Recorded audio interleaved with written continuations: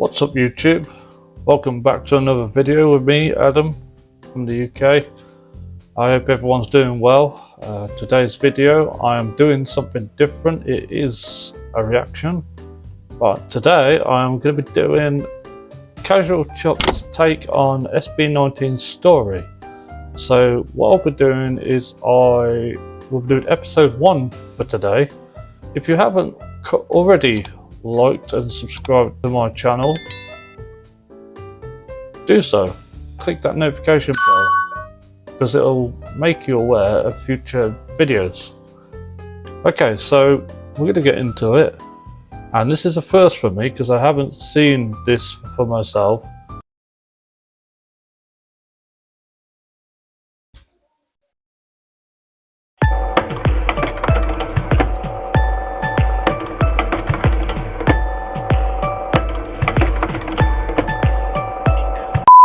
Disclaimer, this video is only based on my personal research. I might miss some details and it's possible to have discrepancies, but I did my best to get as much accurate information as possible, so enjoy!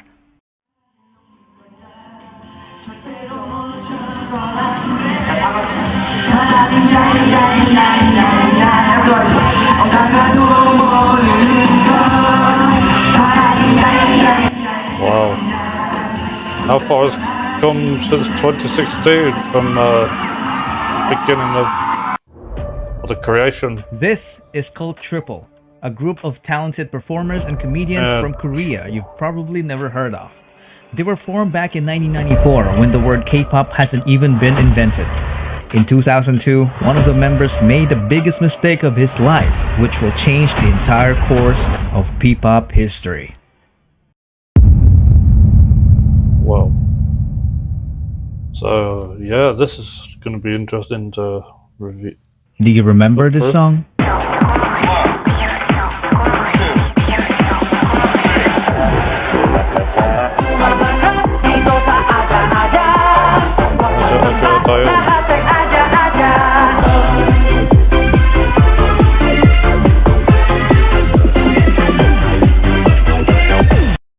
It all started with this man, Jong Song-han.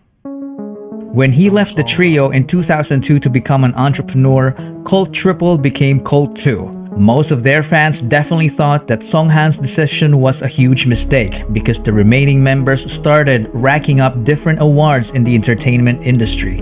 If he only stuck around, he would have gotten those awards too. But this man's decision was final. He used all of his savings to build an event organizing company called ShowBT Entertainment.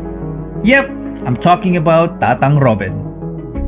Tatang noticed how the guy who created record company is actually pretty interesting. That they went from, like most groups, they all, some, not that they always disband, but they tend to lose 1 or 2 members or something happens, or they actually do split. So this Cult 3 went down to Cult 2, and they thought that it was a mistake by Tatang Robin, and to actually leave the group. And they won awards, and he's all of his capital he's invested into what he wants to do next. Tatang noticed how passionate Filipino fans were during the rise of K-pop, so he wanted to organize K-pop concerts and events that promote. So he wanted to be a promoter. Culture. To make that happen, he needed entertainers, a group of young people that will be part of the package of their service as an event organizer. We are talking about people who can do dancing, singing, and even act as servants like waiting tables and assisting guests. So he held an audition and hundreds of young talents applied. 30 of them passed as trainees. They were then called Nara, which in Korean means country and is the national tree of the Philippines. They went to multiple events together, including the fan meeting event of the K-pop group called Off-Road. I've seen this video.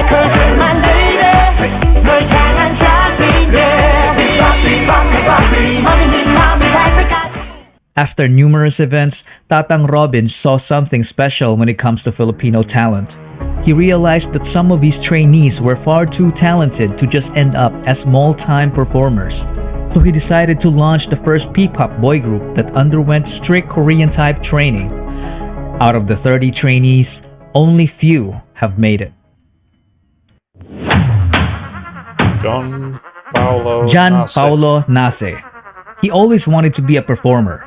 As a young dreamer, he joined several competitions as a soloist and also a member of the K-pop dance cover group called PHP.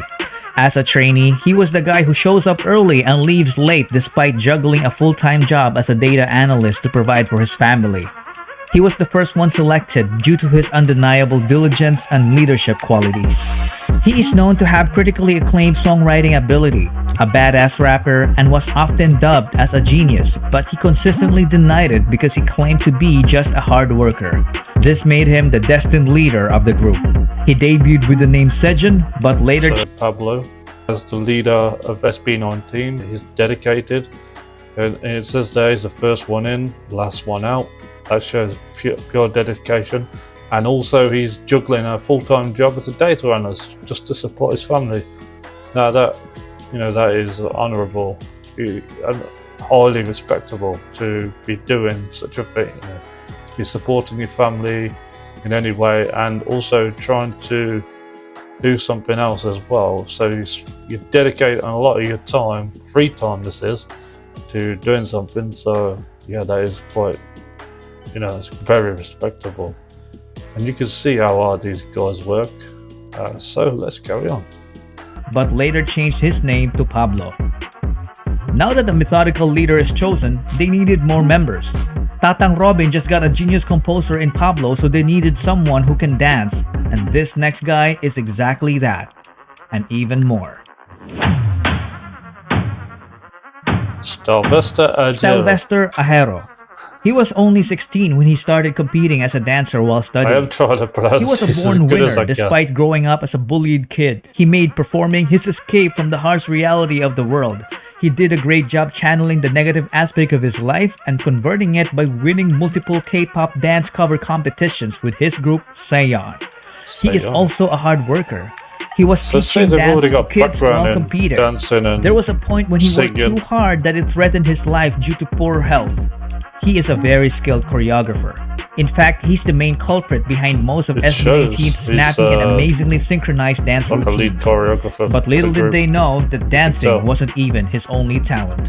He easily became the main heavenly voice of the group because his vocals were just on your side.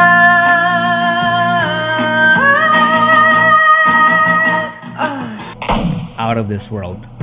He debuted as Stell, the main vocalist, the lead dancer, and choreographer of the group. Josh Cullen Santos became homeless at the age of 16, and it was his decision. Yeah. He's had the worst childhood among the other members. From growing up in a toxic environment to being physically abused as a kid by their nanny. At an early age, he witnessed what it feels like to be a member of a middle-class family that went rock bottom in just a matter of months. He experienced getting evicted from apartments to smaller rooms. It came to a point when his family had nothing to eat but ketchup and salt. They had no permanent address. Because of that, Josh and his sister dropped out of school multiple times, so they got bullied at school for being repeaters. Sometimes he would get into fistfights for defending her. Josh had enough of this, so he took matters into his own hands by leaving. He became independent and started working as an internet cafe attendant. Using his own income, he took the alternative learning system and was able to finish his high school degree. He clearly had no background in performing. Not until he met new friends from the dance community, which led to him meeting Stell and Sayon. They became co-members and went on to win numerous K-pop dance cover competitions all over Asia. They even met BTS during one of their winning runs in Korea. In a way, Josh was saved by Stell after trying so hard to save himself. And it paid off because after training, Josh ended up debuting as the lead rapper and dancer of the group. Who was the lead rapper and dancer? Justin DeJoss didn't have to audition. Apparently, he was a very good-looking guy that when he joined a talent workshop as a teenager, ShowBT immediately took notice and offered him to become a trainee to improve his singing and dancing skills. He was one of the late joiners, and when he did, he immediately saw a familiar face in Josh. You look familiar. Apparently, the two had a stint in performing together in a K-pop dance cover group called Zero to Hero. And then, of course, they taught him to...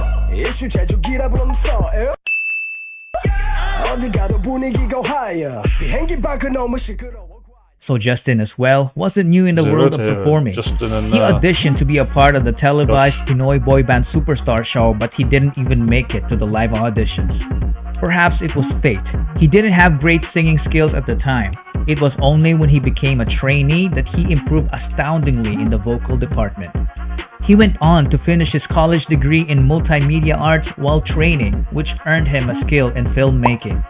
He then got selected to debut as the main visual, the sub-vocalist, and the creative director of the group. He was the would-be director behind the record-breaking P-pop music video, What, and more. But that's a story for another video. At this point, ShowBT seemed to have completed the group. 4 members in a P-pop group, a nice even number.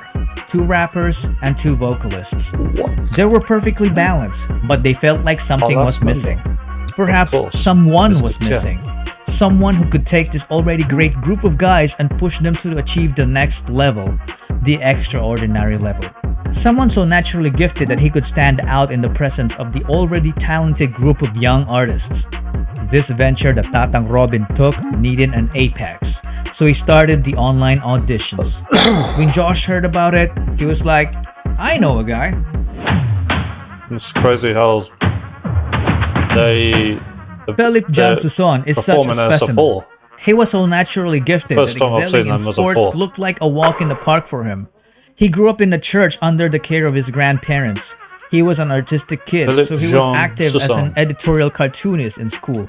Nobody taught him to play musical instruments. He taught himself by just listening to the music, so he ended up becoming a southpaw guitarist, but he later fixed it as he learned more.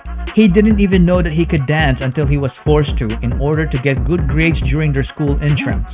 After discovering dance, he transformed from a guy who didn't know it to someone who can fly. Because of his raw talent, he ended up teaching dance to the entire school and continued on to form a K-pop dance cover group called Amigo 7. Apparently, his group gave Josh's group so much trouble during their early competitions because they were very good rivals. So he decided to recruit him.